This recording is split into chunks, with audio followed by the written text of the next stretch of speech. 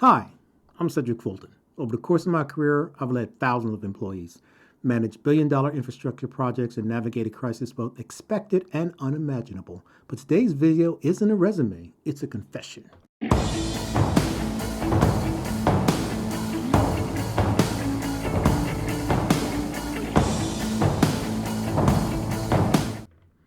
Because leadership is never about your title, it's about your choices. When the pressure's on and the path isn't clear.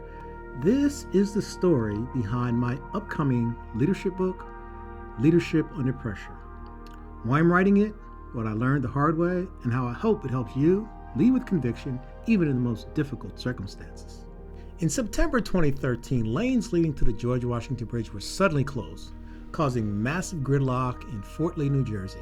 People were late for work, emergency services were delayed, thousands were affected. It was chaos. At that time, I wasn't told why those lanes were being closed. The directive didn't come through my chain of command, but the operation happened under my umbrella. My people executed it. When I asked questions, I got vague answers. When I pressed harder, I got silence.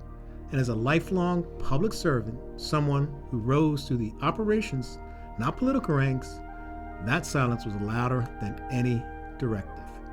Eventually, it came to light that the closures were politically motivated, the result of a power play, a form of retaliation. And while I wasn't involved in the decision to close those lanes, I had to own the aftermath, internally, publicly, emotionally. Part of the challenge of Bridgegate is that it was an event unlike any other. It did not manifest itself as an accident. It didn't manifest itself as a storm. It didn't even manifest itself as an act of terrorism, if you will. It came about as a result of devious minds who decided they were going to do something to achieve an end. Now, of course, as we were going through it, as it was described, as it was discussed, as it played itself out, and as it concluded, there was no clarity around why the actions were being taken. There certainly were no explanations that made any sense. And when all of our defenses were presented, that is, when we argued against taking such actions, they fell upon deaf ears. It was as if the players in question thought that they could get away with something that on its face seemed seemingly unfathomable. It appeared to all who understood that what they were proposing to do was likely to end in tremendous failure, tremendous embarrassment. It would harm reputations and potentially could create impacts in ways none of us could ever possibly imagine. But when it was all said and done, that is, the immediate aftermath of Bridgegate, it was far from over. It was just the beginning. In the end, Bridgegate is my personal story. It's from my perspective. It's, hey, let's face it, I think I want to call it a confessional. I've been thinking about it for many years. Well, I haven't stopped thinking about it since it occurred. But over time, I've had an opportunity to really walk back through the events that led up to, during, and after Bridgegate. And I do believe that there are lessons to be learned there, lessons that I can share with other people. But more than anything, I think it's also an opportunity for me to just process as best I can what happened then and the impact that it has had on my leadership thereafter. Because it did have an impact. It's had an impact in my career. It had an impact in the way I lead my family. It has an impact on the way I interact with other people, particularly within the political realm. So this is a story that needs to be told. A story that I believe has full of potential, and it has full opportunity to give people what they need to be able to handle themselves in similar situations. Let me take you back for a moment. The Port Authority of New York and New Jersey was created in 1921 to build and manage infrastructure that both states relied on but couldn't oversee alone. Over time, it became a powerful bi-state agency running airports, seaports, tunnels, bridges, bus terminals, and even the path system. I rose through that system. I earned my way to become the director of tunnels, bridges, and terminals, responsible for assets like the George Washington Bridge, the busiest vehicular crossing in the world. I loved that job. I believed in a mission, but the truth is, over time, the agency, like many in government, became more political, especially after 9/11, when decisions around the World Trade Center reconstruction and path took on both symbolic and political weight. The creeping effect of politics was subtle until it wasn't. There is no denying it. The politics of today is not the same. Now, there are those, I'm sure, who've lived in different times and different eras who would argue differently, so I'll restate it a different way. The politics of today are different than the politics that I experienced 20, 25 years ago. What happened at Bridgegate was a breaking of almost a holy vow. I know that sounds a bit traumatic, but the truth of the matter is that as long as I can recall, my entire career, there are certain aspects of the work that we did which had a few basic fundamental elements that would not be disturbed. First and foremost, we would not harm the customer. That was rule number one. Number two, we were always seeking effectiveness and efficiencies. They go hand in hand. At the end of the day, those things had to be bound and wrapped into operating safely. Safety was a top priority, continues to be a top priority. And the only other thing that would come into consideration that could impact any of those, if you will, was the idea of funding. And of course, there's always a conversation about funding. But funding aside, from top to bottom of the organization, from the highest level executive down to the frontline worker, people all agreed on those fundamentals and how we were going to go about doing the business. And then came Bridgegate. At Bridgegate, politics pierced that veil. It tipped its toe into making decisions that could have an impact on safety, could have an impact on customer service, could certainly have an impact on efficiencies and effectiveness, and most assuredly could have an effect on cost. So stated another way, the politics that was played around Bridgegate was a brand new beast, the beast that had never manifested or presented itself before. This was a different breed of politics, and it had creeped and it had crossed the line. And what I'm here to say is that creep hasn't stopped, and it continues on. And as we look across the landscape at the federal government, at the state government, we see all kinds of things which are sure signs that politics continues to creep into government organizations. And the people there who are chartered, who are hired, who are committed to doing the mission now have to find a way to do the mission and save their soul all at the same time. Once the events of Bridgegate unfolded, it became clear to me, my staff, and everyone who was aware that it's unlikely that this would end well. Here's where it gets hard to talk about it.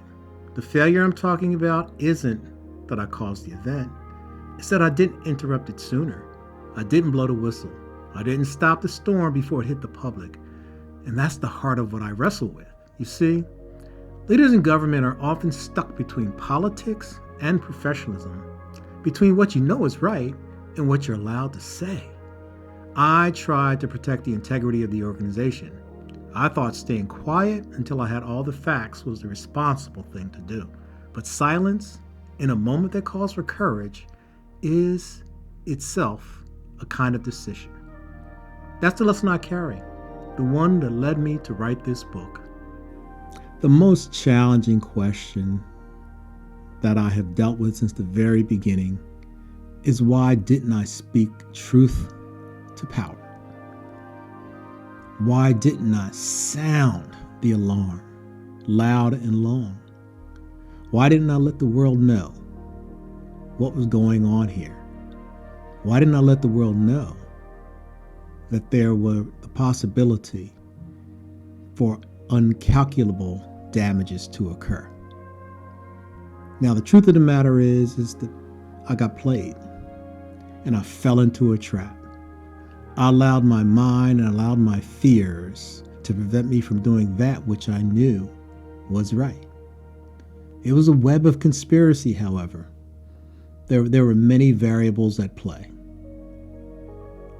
From all outward appearance, the people who were seeking to take the action acted as if they had the power, the authority, and the control.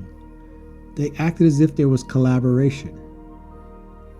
They stated expressly that this had been discussed. And although I couldn't imagine a discussion that would ever cover up the harms that would be created, I gave them the benefit of the doubt. I gave them the benefit of the doubt knowing that there is no possible way that this could ever work out. So why didn't I sound the alarm? Why didn't I confide in others? The truth of the matter is, at the end of the day, I was afraid for my job. I was afraid for my reputation. And I really did believe that perhaps, just perhaps, everything could work out all right in the end if I gave it time. That is, if I got more information, perhaps everything would work out all right. But as you can hear in my voice, that was a panacea. In the years after Bridgegate, I didn't speak publicly. I didn't jump to defend myself. I did what I've always done. I studied, I listened, I examined everything, my choices, my instincts, my silence. What I found were patterns, not just from me, but from dozens of leaders across agencies, departments, states, people caught in similar traps. Good people, trying to lead, trying not to lose their jobs, their teams, their reputation. And the question kept coming back to me. What does it really take to lead with integrity when the pressure comes from the very top? That question became my mission. So here we are today. The dynamics of working for the government have changed. I believe that people who have been there for 30, 40 years, people like myself who've had the luxury of working and are now retired, we look at it and we say, it'll never be the same again. When I think about the number of federal employees who have been traumatized as a result of the Trump administration's actions, I can't help but feel sorry for them and their families.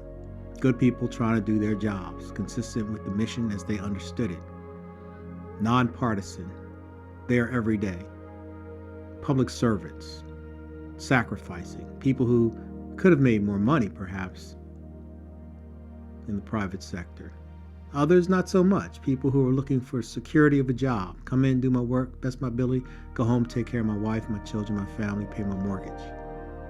Right now, if you work for Health or Human Services or the Department of Defense, or if you work for a myriad of different federal agencies, you are under pressure, you're under strife. You're wondering if you're on the right side of the political line, and you're not even political. You're watching who you're talking to, and you're paranoid about what you've confided to people over the years. This is the way it is right now. Some would say that we've stepped into the era of authoritative rule.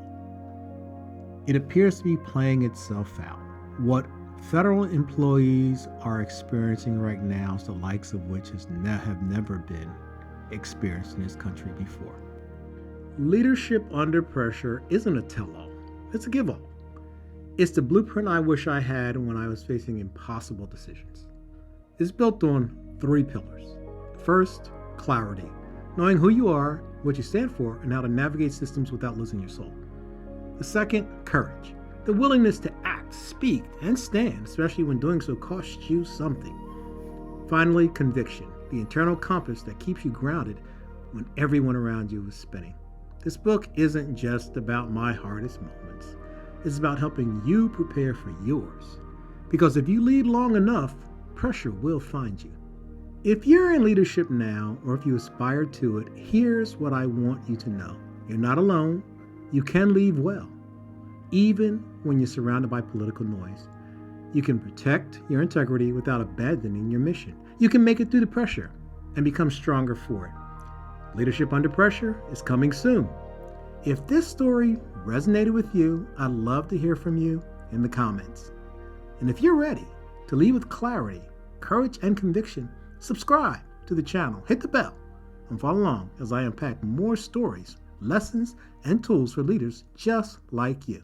Thanks for being here. I'll see you in the next video.